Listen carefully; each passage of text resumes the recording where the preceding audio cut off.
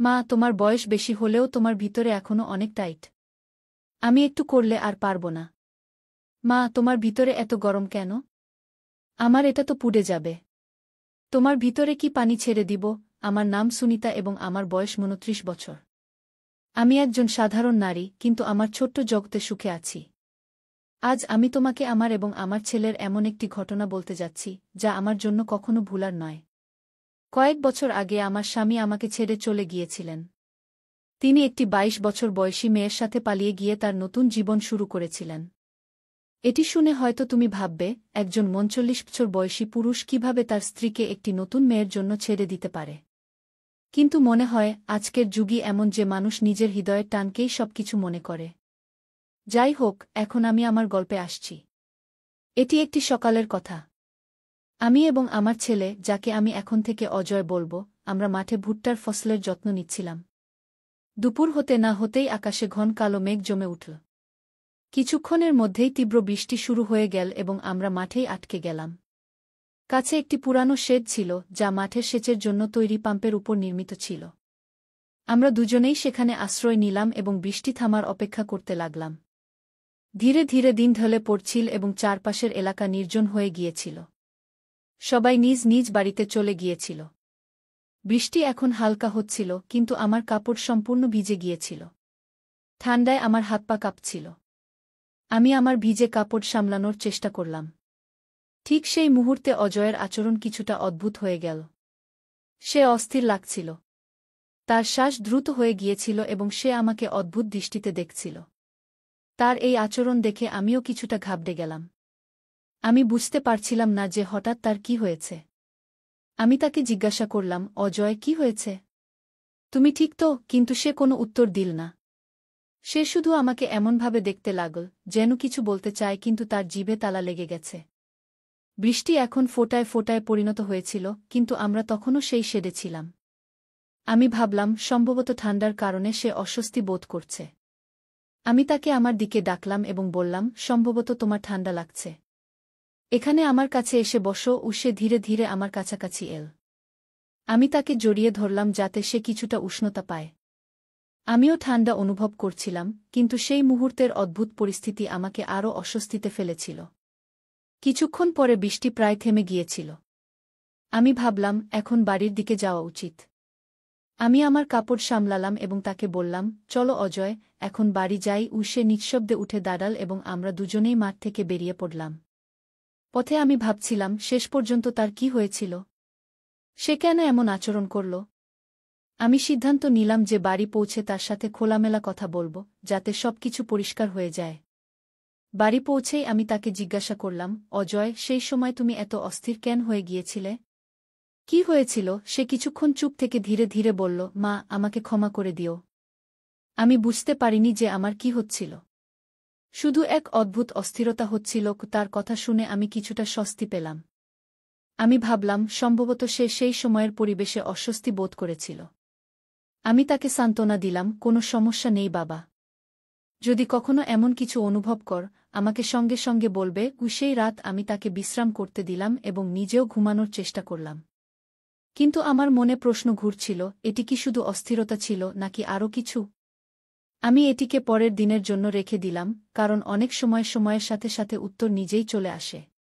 পরের সকালে অজয় তার ঘর থেকে বেরিয়ে এল সম্পূর্ণ স্বাভাবিক। তার আচরণ ঠিক যেমন প্রতিদিন হয়, যেন গত রাতে কিছুই হয়নি। আমি ভাবলাম, সম্ভবত এটি সত্যিই একটি মুহূর্তের ব্যাপার ছিল এবং এ নিয়ে বেশি চিন্তা করা ঠিক নয়। দিন কেটে গেল এবং আমরা আমাদের দৈনন্দিন কাজে ব্যস্ত হয়ে পড়লাম।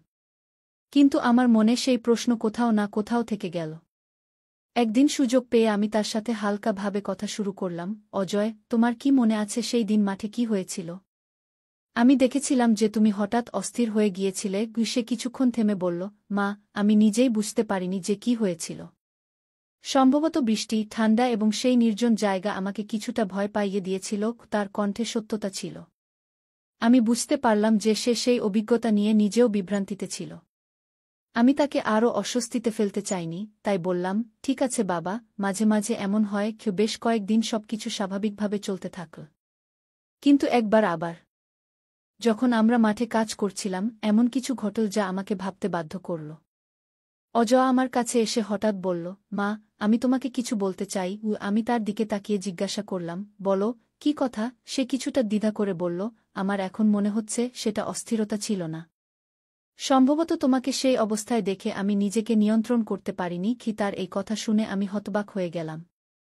আমার মনে অনেক প্রশ্ন উঠতে লাগল, এটি কি শুধু একটি অস্বস্তিকর মুহূর্ত ছিল নাকি আরও কিছু? আমি তার বয়স এবং মানসিক অবস্থা আজকে বুঝিয়ে বললাম, এই বয়সে এমনই হয় যখন আবেগগুলো জটিলতা তৈরি করে, কিন্তু তোমাকে বুঝতে হবে এবং সঠিক পথে ফিরে আসা শিখতে হবে। সে আমার কথা মন দিয়ে শুনল এবং মাথা নেড়ে বলল, আমি বুঝেছি মা, আমাকে ক্ষমা করো। আমি এখন এই জিনিসগুলো নিয়ন্ত্রণ করার চেষ্টা করব। এই কথোপকথন আমাদের মধ্যে একটি নতুন বোঝাপড়া তৈরি করল। সে তার আবেগগুলো আরও ভালোভাবে সামলানো শুরু করল এবং আমিও অনুভব করলাম যে একজন মা হিসেবে তার মানসিক অবস্থাকে গভীরভাবে বুঝতে হবে। সময় কেটে গেল এবং আমাদের সম্পর্ক আগের চেয়ে আরও শক্তিশালী হয়ে উঠল। সেই ঘটনার পর আমরা একে অপরের সাথে খোলামেলা কথা বলতে শুরু করলাম, যা আমাদের জীবনকে আরও সুন্দর করে তুলল। এক সন্ধ্যায় আমরা দুজন ছাদে বসে চা পান করছিলাম।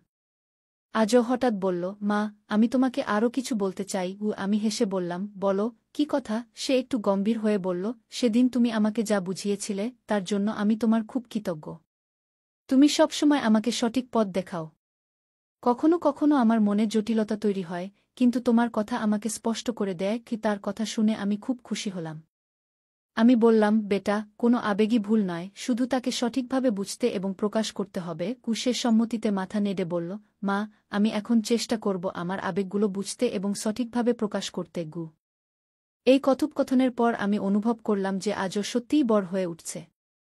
আমরা তার ভবিষ্যৎ, পড়াশোনা এবং স্বপ্ন নিয়েও দীর্ঘ আলোচনা করলাম। সেই ঘটনাকে পেছনে ফেলে আমরা জীবনে এগিয়ে যাওয়া শিখলাম। বছরগুলো পর একদিন আজও আমাকে বলল, মা, আমার পড়াশোনা শেষ হয়েছে। আমি এখন চাকরির জন্য শহরে যেতে চাই। কি এটা শুনে আমার মন একটু ভারী হয়ে গেল। একজন মা সবসময় তার সন্তানকে কাছে রাখতে চায়, কিন্তু তার চোখে উদ্যম এবং আত্মবিশ্বাস দেখে আমি বললাম, তোমার যা ভালো লাগে তাই করো। আমি সবসময় তোমার সাথে আছি। সে আমার পাশে বসে বলল, মা, তোমার কারণেই আমি আজ এখানে পৌঁছেছি। যখন তোমার সবচেয়ে বেশি প্রয়োজন ছিল, তুমি আমাকে সঠিক পথ দেখিয়েছ। গীতার কথা শুনে আমার চোখে পানি চলে এল, কিন্তু তা ছিল খুশি এবং গর্বের অশ্রু। আমি তার পিঠে হাত বুলিয়ে দিয়ে বললাম, আমি সবসময় তোমার সাথে থাকব, তুমি যেখানেই যাও। তোমার খুশিই আমার খুশি। কিছুদিন পর সে চাকরির জন্য শহরে চলে গেল। তার যাওয়ার পর বাড়িতে একরকম নিস্তব্ধতা ছেয়ে গেল, কিন্তু আমি সান্ত্বনা পেলাম যে সে তার স্বপ্নকে বাস্তবে রূপ দিচ্ছে। সে প্রায় ফোনে কথা বলত এবং তার নতুন অভিজ্ঞতা আমার সাথে শেয়ার করত। আমি তাকে সবসময় সঠিক পরামর্শ দিতে চেষ্টা করতাম। আমাদের সম্পর্ক দূরত্বের কারণে একটু বদলে গেলেও আমাদের পারস্পরিক বোঝাপড়া এবং ভালোবাসায় কখনো কমতি আসেনি। কয়েক বছর পর একদিন আজও আমাকে ফোনে একটি বড় খবর দিল। সে বলল, মা, আমি একটি মেয়ের সাথে পরিচিত হয়েছি। আমার মনে হয় সে আমার জন্য সঠিক জীবনসঙ্গী। আমি তাকে তোমার সাথে পরিচয় করিয়ে দিতে চাই। কি এটা শুনে আমার খুশির সীমা রইল না। আমি তাকে আশীর্বাদ দিয়ে বললাম, আমি তোমার সিদ্ধান্তকে স্বাগত জানাই। তাকে দেখতে আমি খুব উৎসাহিত। কিছুদিন পর সে তার ভাবী স্ত্রী, যাকে আমি এখানে নেহা বলব, নিয়ে বাড়ি এল। নেহার সাথে পরিচিত হয়ে আমার মনে হল আজও সত্যিই একজন বুদ্ধিমান এবং প্রিয় মেয়েকে বেছে নিয়েছে। সে তার জন্য একদম সঠিক পছন্দ ছিল। আমরা শীঘ্রই তাদের বিয়ের প্রস্তুতি শুরু করলাম।